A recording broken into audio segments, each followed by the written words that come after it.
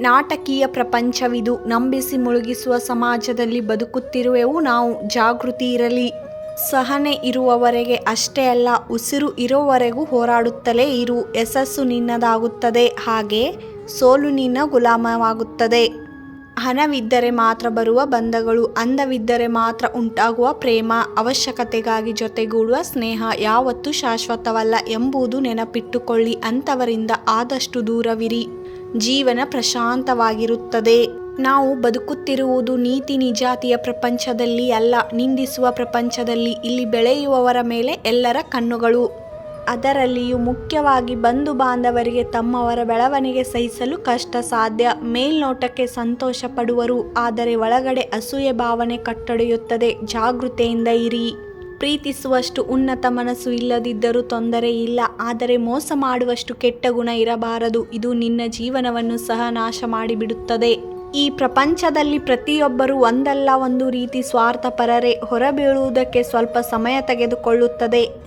ಒಂದೊಂದು ಬಾರಿ ಈ ಜೀವನ ಅರ್ಥವೇ ಆಗುತ್ತಿಲ್ಲವಲ್ಲ ಅನಿಸುತ್ತದೆ. ಆಸೆ ಪಟ್ಟದ್ದು ಯಾವುದು ಸಿಗುತ್ತಿಲ್ಲವೆಂದು ಬೇಸರವಾಗುತ್ತದೆ. ಆಸೆ ಪಟ್ಟಿದ್ದು ಎಲ್ಲವೂ ಸಿಗುವುದಿಲ್ಲ, ಅಂದುಕೊಂಡಿದ್ದು ಎಲ್ಲವೂ ನಡೆಯುವುದಿಲ್ಲ. ಆಸೆಗೆ ಅಂತ್ಯವಿಲ್ಲದಿದ್ದರೂ ಕಾಲಕ್ಕೆ ಸ್ಪಷ್ಟತೆ ಇರುತ್ತದೆ.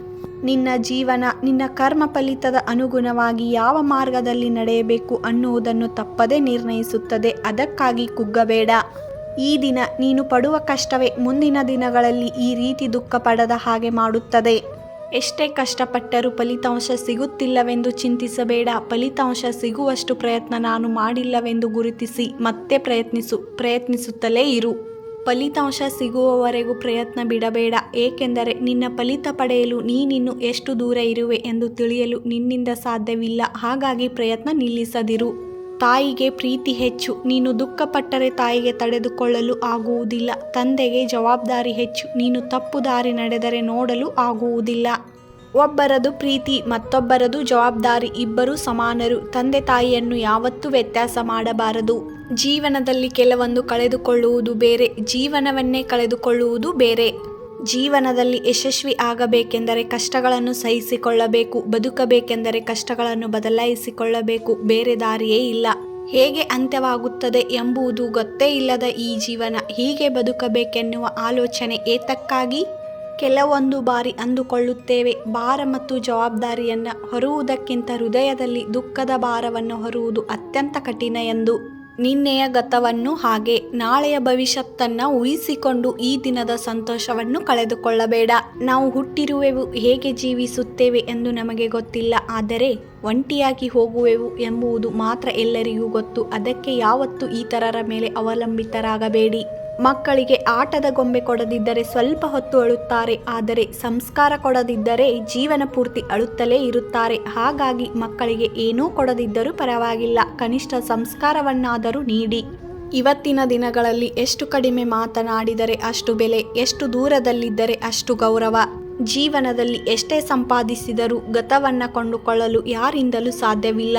ಪ್ರತಿ ಬಾರಿಯೂ ಸೋಲುತ್ತಿರುವೆನೆಂದು ದುಃಖ ಪಡುವ ಬದಲು ಏತಕ್ಕಾಗಿ ಸೋಲುತ್ತಿರುವೆನೆಂದು ಒಮ್ಮೆ ಯೋಚಿಸು. ಆಗ ಸೋಲು ನಿನ್ನ ಕಡೆ ತಿರುಗಿಯೂ ನೋಡುವುದಿಲ್ಲ.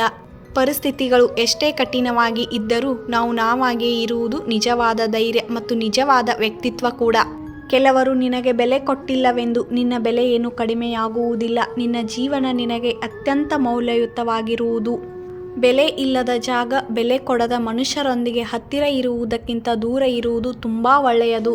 ಇದರಿಂದ ನೀನು ಕಳೆದುಕೊಳ್ಳುವುದು ಏನೂ ಇಲ್ಲ. ನಿನ್ನಂತಹ ಅದ್ಭುತ ವ್ಯಕ್ತಿಯನ್ನು ಕಳೆದುಕೊಳ್ಳುವುದರಿಂದ ಅವರಿಗೆ ನಷ್ಟವೇ ಹೊರತು ನಿನಗಲ್ಲ. ಅಂತಹ ವ್ಯಕ್ತಿಗಳ ಕಡೆಗೆ ತಿರುಗಿ ನೋಡಬೇಡ. ನಮ್ಮ ಆತ್ಮಸಾಕ್ಷಿಯಾಗಿ ಜೀವಿಸಿದರೆ ಸಾಕು. ನಮಗೆ ಯಾರು ಬೆಲೆ ಕೊಟ್ಟಿಲ್ಲವೆಂದು ಕಿಂಚಿತ್ತು ಬೇಸರ ಪಡುವ ಅಗತ್ಯವಿಲ್ಲ. ನಮಗೆ ಏನು ಕೊಡಬೇಕು ಅನ್ನೋದು ಆ ಭಗವಂತ ಕೊಡುತ್ತಾನೆ. ಧೈರ್ಯವಾಗಿರಿ. ಯಾವತ್ತೂ ಕೂಡ ಇತರರ ಸಹಾಯಕ್ಕಾಗಿ ಕಾಯಬೇಡಿ. ನೀವೇ ಇತರರಿಗೆ ಸಹಾಯ ಮಾಡುವ ಸ್ಥಾನಕ್ಕೆ ಬೆಳೆಯಲು ಪ್ರಯತ್ನಿಸಿ.